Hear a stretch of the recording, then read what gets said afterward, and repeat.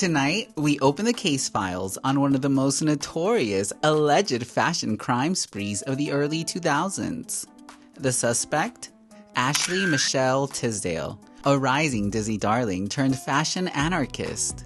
An empress of excess with a fearless devotion to layering, a reckless abandon for subtleness, a possible vendetta against cohesive styling, and a clear refusal to ever leave the house in just one top. The crime scene, every single red carpet, movie premiere, and TRL appearance from the 2000s. The evidence? Sequin skirts over jeans. Whatever this is. Fur sashes, and a top that commands people to spend. What led Ashley Tisdale down this path of sartorial chaos? Was she on a fashion crime spree? Or was she igniting a fashion hot streak? Let's get balls deep into this.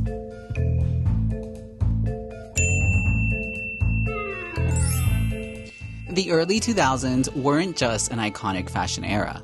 It was a fever dream of layered tank tops, chaotic textures, and denim-drenched ensembles. And at the center of it all, Ashley Michelle Tisdale. Blonde, bold, unapologetic, and unfiltered. A true red carpet rebel in mismatched fabrics and questionable accessories. While other girls kept it safe, Ashley said, "What if I wore everything I own at once?" She didn't just show up to premieres, she declared war on minimalism. Now let's examine some of her most iconic and unhinged looks. Exhibit A. Ashley shows up to the Incredibles movie premiere in what can only be described as some sort of pink-obsessed dictator's daughter on a hunting trip. She stands her ground in pink and orange boots to let people know she means business, but adds bows to let them know that she can also be flirty. The camouflage skirt and pink jacket say she's a boss babe, while the fur adds a touch of regal elegance. A bright orange ribbon belt that says, okay, I'm not really sure what that says, but the sequin bag says she's got places to be and things to carry. Next up, Ashley skates into the Ice Princess premiere in sparkly gold ballet flats, a matching skirt over white leg jeans, 2 turquoise necklaces, 2 dainty gold necklaces, and another necklace showcasing some sort of tooth, possibly from her hunting trip.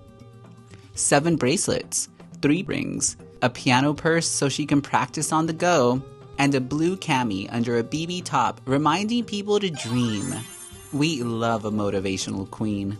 Now this movie must have really inspired her because she showed up to the Tiger Cruise premiere looking like ice skating royalty in another fur wrap, some sort of lingerie top, a bedazzled shredded skirt that will look divine as she takes off her sequin flats, puts some skates on, and twirls on that ice.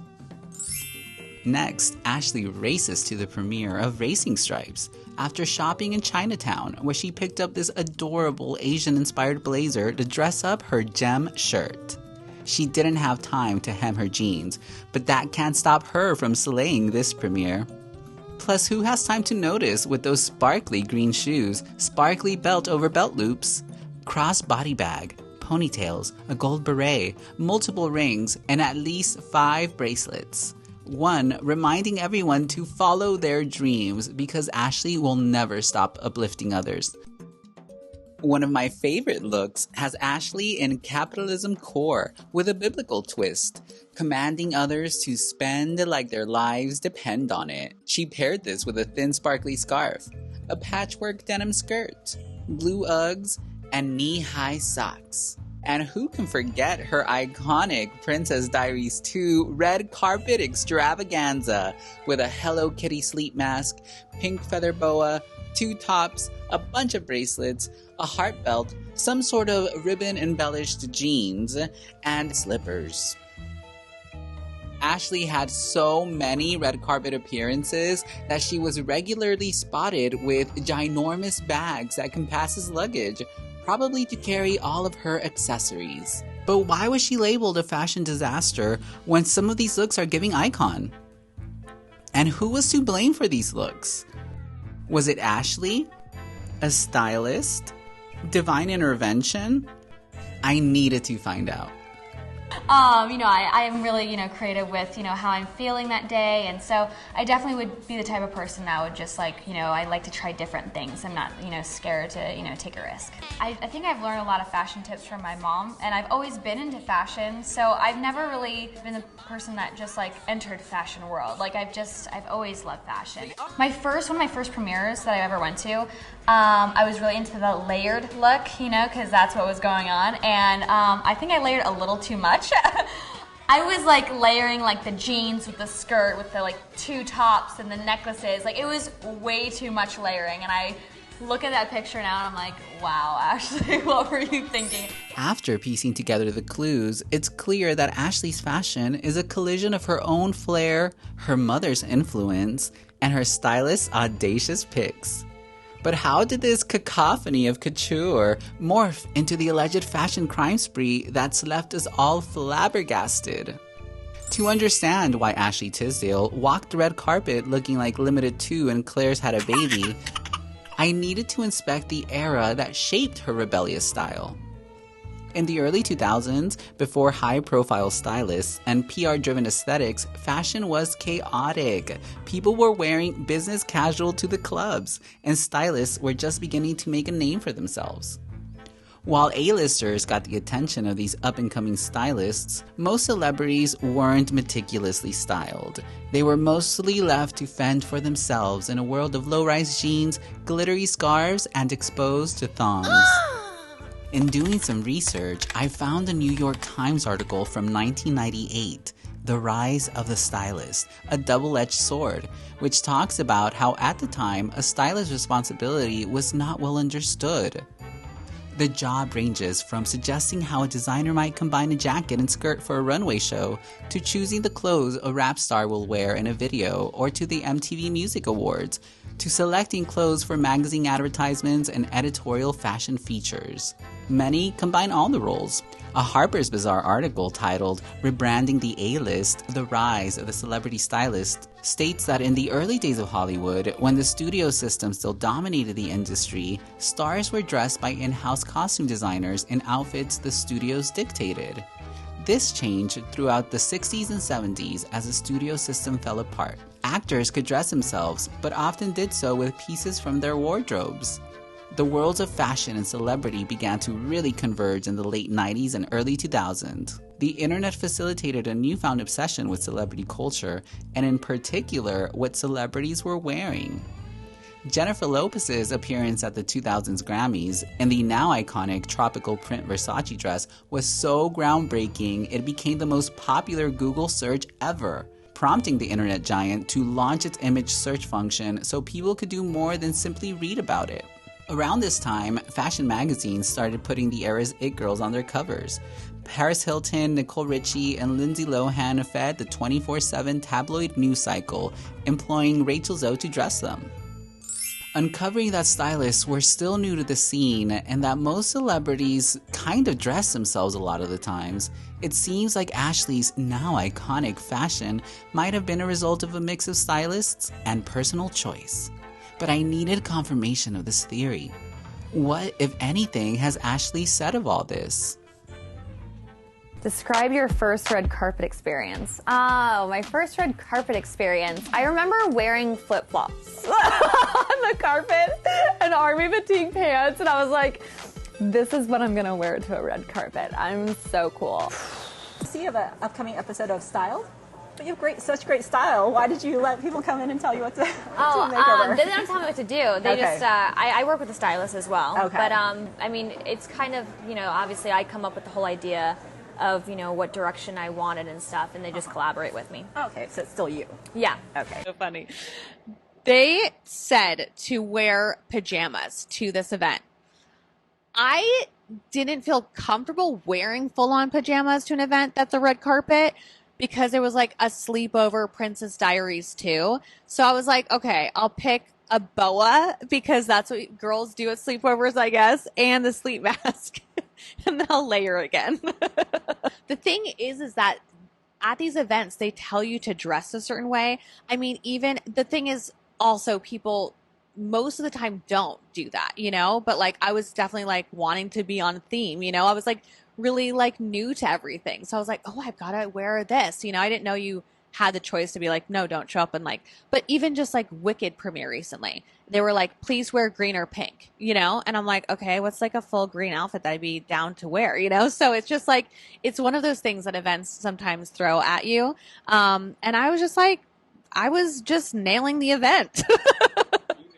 I nailed it. I mean, the fact that people still talk about it this many years later is very iconic. So I did a good job. So there was a stylist involved. But who was it? I needed to find out. Ashley mentioned the stylist would pretty much dress her as her Sweet Life character. I did some digging and found her co-conspirator, Catherine Wagner. It turns out Catherine was a Disney Channel staple, styling some of its most popular shows, including The Sweet Life, Hannah Montana, That's So Raven, and Lizzie McGuire. Her style choices played a huge role in Y2K trends. Due to this, she was interviewed by Vogue in 2002, asking her opinion on the Y2K resurgence. In the article, she explains that her first big break into the Disney world came from working on season 2 of Lizzie McGuire until its 2004 demise. You don't have a lot of money and you don't have a lot of time, so it's all from the mall for sure. She also chalked up her contribution to the channel's aesthetic in one word: color. And lots of it. When I was first working on the Disney Channel, someone told me, you have to understand that live action shows are basically competing with cartoons for kids' attention. Thus, colors like turquoise, hot pink, and emerald green became reliable, crowd-pleasing go-tos for Wagner's shopping hauls. The producers always liked it when I tried that stuff out. But in retrospect, she scratches her head at some of the looks she pulled together. The Yahoo newsfeed was talking about how in the early 2000s, the girls would wear a dress and jeans. They had a picture of Miley and she was wearing a polka dot dress and jeans. I did that. I remember that very well. The funny thing is, it was originally an even longer dress, but we shortened it. Those girls would wear jeans for modesty because they were always jumping around and running around. But looking back now, I'm like, that's weird. This was becoming crystal clear.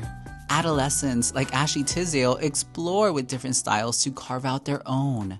But in her case, the exploration was uniquely shaped by her circumstances. She grew up in the entertainment industry. For those who don't know, she was like discovered when she was 3 at the mall. True story. And she didn't have a stylist dedicated to styling Ashley Tisdale the person.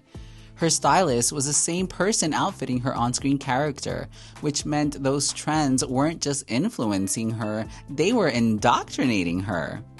And no one was more deeply entrenched than Ashley Michelle Tisdale. She wasn't just any Disney star. She played Sharpay Evans, the epitome of over-the-top fashion with her rhinestones and extravagance. Think about it. She was literally paid to embody maximalism. And when you're spending your formative years drenched in sequins and faux fur, the concept of moderation isn't just foreign, it's offensive. And let's not forget, she was styled by costume professionals accustomed to the world of fiction, so reality for her was bound to get a little twisted. But is this really what happened?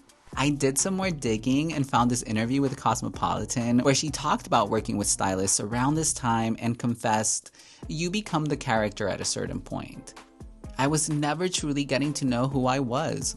I just didn't know myself. I was playing characters for so long. You do become the character at a certain point. I'm someone who really jumps into a character and I feel attached to them, but at the same time, I was never truly getting to know who I was. It wasn't until a couple of years ago when I was faced with anxiety and depression that I was like, oh, I need to get to know myself and I need to really give myself some space and time to learn who I am because I can only mask my own self through characters for so long and then I'm gonna meet myself. And it seems like her High School Musical co-stars also felt she was like her character. Ashley is more like Sharpay than she thinks she is. Obviously, like, I am not like her at all. She is the sweetest, most adorable person. I definitely think that how snappy and glamorous Sharpay is, I definitely think Ashley is a little bit is a little bit of a Sharpay, and I'm kind of scared that she's going to beat me up after saying that.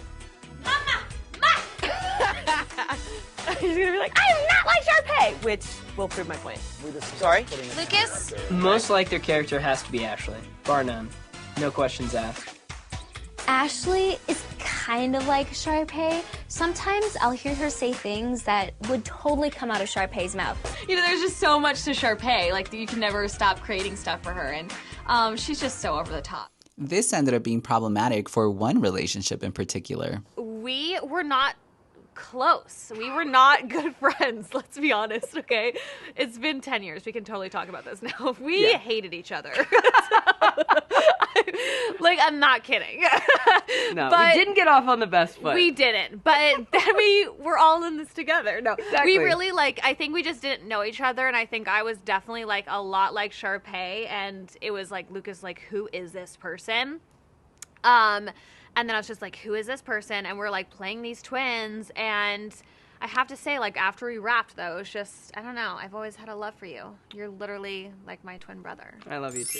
So now we know for a fact, Ashley's looks were a smorgasbord of her mother's influence, her Disney stylists, and her own bold choices. But were these looks fashion crimes or icons of a generation? I say her bold looks were both of her time and ahead of her time.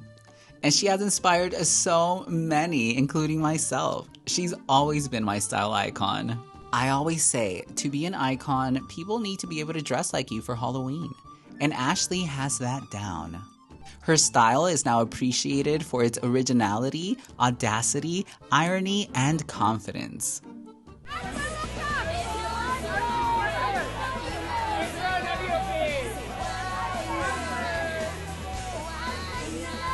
But what else has Ashley said about these looks? And is there anything that she regrets? It is so bad, I want to give you a 0, but that's not possible. So I give you a 1. Leg warmers. That was a trend that I wish I never got into. I was like so into them, and I think Abercrombie and Fitch were like selling leg warmers at the time, and I was all about the skirt and leg warmers. And I lived in California. Let's talk red carpet. Okay.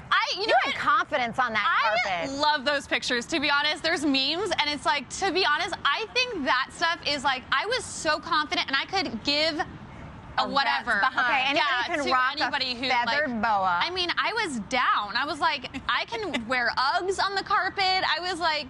But it's, I think it's such a really, like, pure person that's, like, in those pictures and, like, and not you like the affected faux by anything. fur, too. Yeah, I think I was really dressed like my mom when I was younger.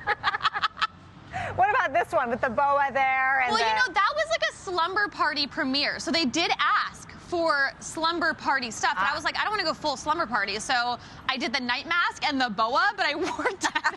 I love the night mask. Yeah. I mean, you have to know headband. the context of these pictures half the time. Put up the next one. Oh, okay, now this one's really good because I decided layering was really trendy at the time, and I apparently decided to like layer every single thing in my closet and wear it at once. You're like Joey on Friends when you were. I know. I was like, okay, I'm gonna wear jeans, but I'm not kidding you. This was a style. There are pictures of Rihanna wearing jeans with skirts. It was like a big thing back then. I feel like really it's coming back. Honestly, I've seen that on the I was a trendsetter, okay? You were. Okay, look at this cute one. Oh yeah, that's when I like got hired on Disney, and I was like, I'm gonna be Tinkerbell. Say Versace. If you're not, we'll throw them on the hibachi and torch them. Okay. First, we're gonna go to your internet famous pink boa and slippers. 2004. It was a sleepover movie, so Versace. Okay, all right. Here you are in multiple shades of blue. That's rough. Yeah, that's rough. Okay. Here's just a girl in her glitter beret at the 2005 premiere. That is so cute, Versace. A beret. Never have I ever regretted wearing a pink boa on the red carpet. I have never regretted that moment in my life. Never. I am the star of the 2000s in my fashion statements, okay? That was a very pure Ashley. She didn't care about anyone thinking about what I was wearing, so I have never regretted it. We love a stylish queen that can laugh at herself and confidently stand by her choices. She has also joked that some of her looks are worthy of the Met Gala red carpet, and I couldn't agree more. In conclusion, Ashley Tisdale isn't just a fashion icon. She's got the sense of humor of a stand-up comedian, the humility of a nun, and a great personality to boot. She wasn't on a fashion crime spree, she was on a style hot streak, blazing trails for future fashion felons that time will show were not felons, but legends ahead of their time. Ashley Michelle Tisdale, you were unjustly accused of being a fashion felon, but I'm here to declare you a fashion hero deserving a standing ovation, not a perp walk.